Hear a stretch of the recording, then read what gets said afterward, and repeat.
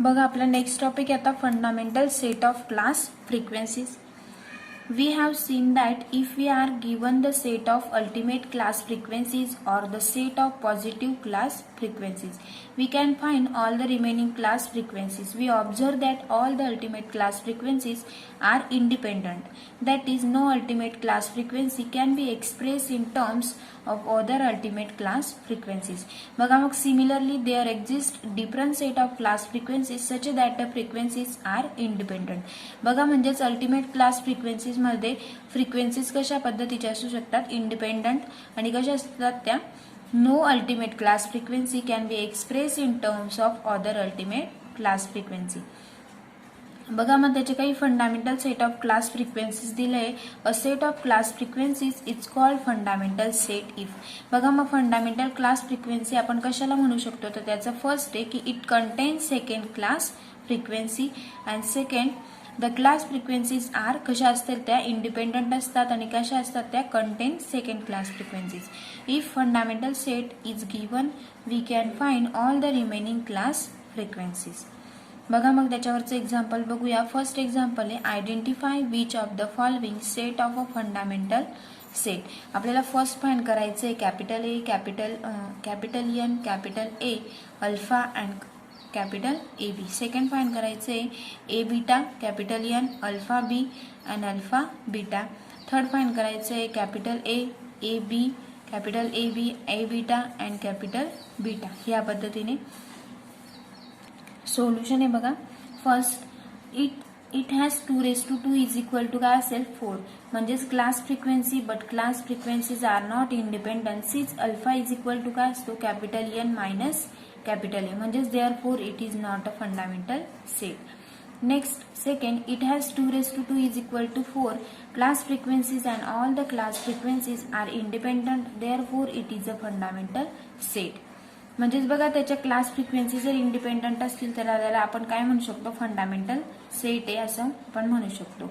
Third आहे it has 2 is equal to 4 class frequencies and all the class frequencies are independent therefore it is a fundamental set. या पद्धतीने त्याची remarks दिली बघा. Set of ultimate class frequencies and set of positive class frequencies are the example of fundamental set.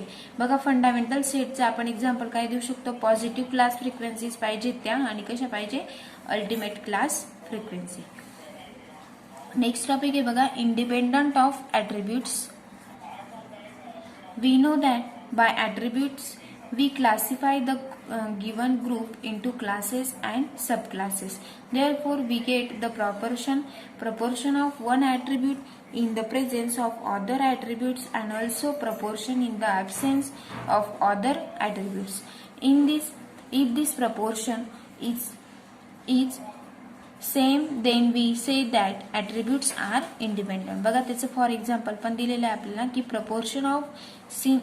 Proportion of sincere student among males is equal to काय असू शकतात proportion of sincere student among females.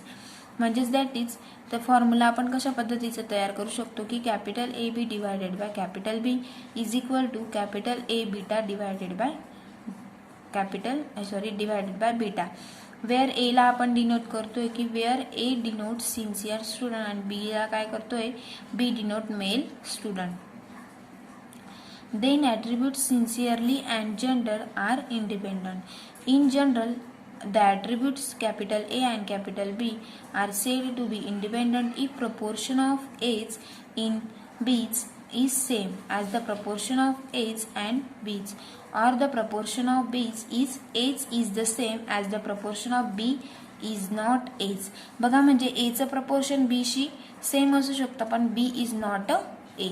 ह्या पद्धतीने म्हणजेच that is आपण तो formula कशा पद्धतीचा लिहू शकतो बघा. म्हणजेच capital A B divided by capital B is equal to A beta divided by beta. म्हणजे ह्या पद्धतीचा तर लिहू शकतो आपण. याला 4.1 दिलं किंवा ऑर आपण असं पण लिहू शकतो बघा. म्हणजे इथं B get cancel, beta get cancel, म्हणजेच काय शिल्लक राहील फक्त ए. ह्या पद्धतीने, त्या पद्धतीनेच or A B divided by A is equal to alpha B divided by alpha, त्या पद्धतीनेच ए गेट कॅन्सल म्हणजे फक्त बी राहील आणि अल्फा अल्फा म्हणजेच कॅन्सल झाला तर बी, म्हणजेच इथे इथं काय शिल्लक राहतोय, फक्त ए शिल्लक राहतोय आणि इथं खाली शिल्लक काय राहतोय, बी. म्हणजेच देन ऍट्रिब्यूट्स ए अँड बी कसे दिसत आहेत, दोघं इंडिपेंडंट, म्हणजेच दोघं फॉर्म्युले आपण यूज करू शकतो. Then attributes A and B are independent. Now consider म्हणजेच इज इक्वल टू बघा capital A B divided by B is equal to A beta divided by beta is equal to काय घेतलं मग आपण, capital A B plus A B B divided by B plus beta, म्हणजेच is equal to इथं काय शिल्लक राहील, फक्त ए आणि B plus beta is equal to capital N. म्हणजेच implies by A B is equal to काय मिळालं मग, separate A and separate B घेतला आपण, म्हणजेच capital B divided by N as it is. याला आपण इक्वेशन नंबर दिला 4.3. म्हणजेच using this relation 4.3 we can define independence. म्हणजे कसे ते मिळाले इंडिपेंडन्स, म्हणजेच बघा डेफिनेशन दिली आहे, attributes A and B are said to be independent. जर ऍट्रिब्यूट आणि ए आणि बी जर इंडिपेंडंट असतील तर त्याचा फॉर्म्युला कसा असू शकतो, capital A B is equal to capital B divided by N. बघा त्याचं एक्झाम्पल बघूया. If A and B are independent then first alpha and beta are independent, alpha and B are independent. Second capital A and beta are independent. Third alpha and beta are independent. याप्रमाणे solution म्हणजेच proof बघूया. Result येतो since A and B are independent, definition प्रमाणे आपण formula पण A B divided by B is equal to A beta divided by beta. That is म्हणजेच आपण असं लिहू शकतो बघा 1 minus A B divided by B is equal to 1 minus A beta divided by beta. म्हणजेच is equal to B one जा B minus capital A B divided by denominator as it is. म्हणजेच is equal to beta one जा beta minus A beta divided by capital beta as it is. That is म्हणजेच आपल्याला काय मिळेल बघा, B minus capital A B is equal to alpha B divided by capital B is equal to alpha beta divided by beta. म्हणजेच this implies that alpha and beta कसे मिळाले आपल्याला independent, कारण इकडे पण अल्फा आणि इकडे काय मिळतोय आपल्याला बीटा. याप्रमाणे नेक्स्ट सेकंड आहे बघा,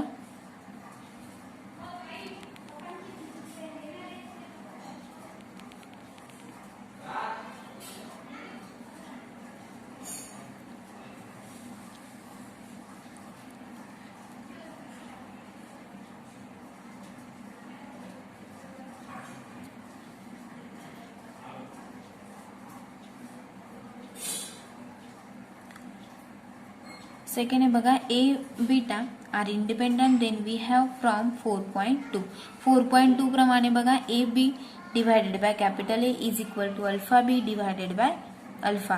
म्हणजेच is equal to same first ज्याप्रमाणे आपण सॉल्व्ह केलं त्याप्रमाणेच 1 minus A B divided by A is equal to 1 minus A alpha B divided by alpha. म्हणजेच ए वन जा A minus capital A B divided by capital A as it is. म्हणजेच is equal to याचं पण काय शिल्लक राहील बघा, alpha one जा अल्फा मायनस काय येईल मग इथं अल्फा मायनस, इथं अल्फा येईल बघा, alpha minus alpha B divided by alpha. म्हणजेच इथं काय शिल्लक राहील बघा, ए बीटा डिवायडेड बाय काय मिळेल आपल्याला, A minus A B is equal to काय असतं A beta divided by denominator as it is. म्हणजेच is equal to alpha minus alpha B is equal to alpha beta divided by alpha as it is. याला काय दिलं आपण 4.3. याप्रमाणे म्हणजेच this implies that A and beta are कसे मिळाले आपल्याला इंडिपेंडंट. थर्ड फाइंड करायचं होतं, अल्फा अँड बीटा कसे दाखवायचे होते आपल्याला इंडिपेंडंट. म्हणजेच थर्ड फ्रॉम 4.3 ने आपल्याला मिळून गेलं बघा, we have alpha beta divided by alpha is equal to A beta divided by A. म्हणजेच दिस इम्प्लाइज दॅट अल्फा आणि बीटा पण कसे असतील मग इंडिपेंडंट. याप्रमाणे नेक्स्ट आहे बघा रिमार्क आहे. First remark, if A and B are independent then A B is equal to capital B divided by N. म्हणजेच दॅट इज आपण त्याला इंडिपेंडंट सेपरेट लिहून घेऊया बघा. म्हणजेच that is capital A B divided by N, म्हणजेच capital A divided by N into capital B divided by N. म्हणजेच if the attributes A and B are independent, then the proportion of ABs in the population is equal to the product of the proportion of A's and proportion of B's in the population. Second remark आहे बघा, if A and B are independent then we have same formula AB divided by capital B is equal to A beta divided by beta, किंवा आपण तो formula अजून एका पद्धतीने alpha B divided by B is equal to alpha beta divided by beta.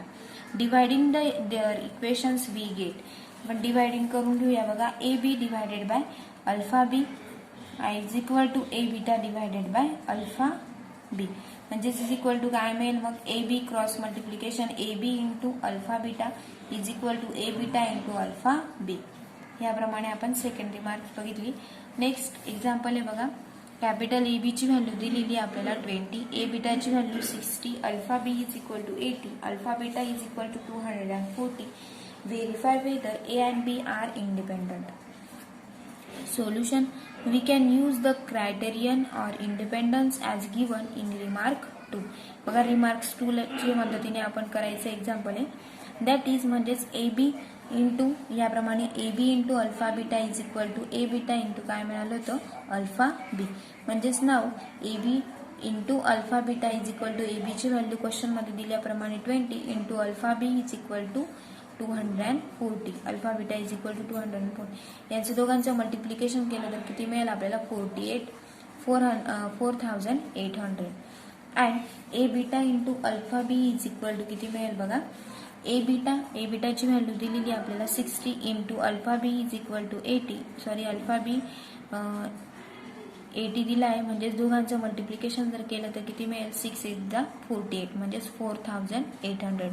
Since त्या पद्धतीनेच A B and alpha beta is equal to काय मिळेल, म्हणजेच ए बी आणि अल्फा बीटाची व्हॅल्यू कशी मिळाली, दोघांची सेम मिळाली, इक्वल टू दिलेले होते बघा. म्हणजेच आपल्याला रिमार्क्स 2 च्या मदतीने आपण सॉल्व्ह केलं तर ते दोघं कसे मिळाले, त्यांच्या दोघांचं मल्टिप्लिकेशन आपल्याला सेम मिळालं, कसे मिळाले इक्वल टू, म्हणजेच दिस द ॲट्रिब्यूट्स ए आणि बी कसे मिळाले आपल्याला इंडिपेंडंट. नेक्स्ट बघा, नेक्स्ट एक्झाम्पल आहे,